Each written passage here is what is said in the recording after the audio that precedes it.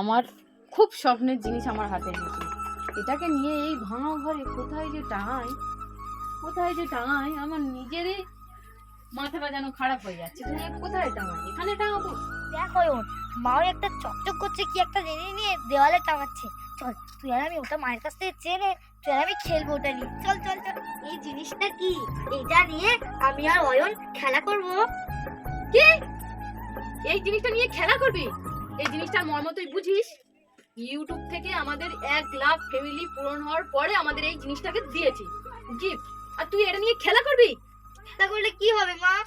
এটা তো একটা অ্যাওয়ার্ড, এটা নিয়ে কেউ খেলা করে? এটা যদি পড়ে যায় তো ভেঙে যাবে। মানুষ কত তপস্যা করেও হাতে পায় না, আর আমাদের একটা স্বপ্নের জিনিস হাতে পেয়েছে, তুই এটা নিয়ে খেলা করবি? মাথা মোটা কথা। তুই একটা মাথা মোটা।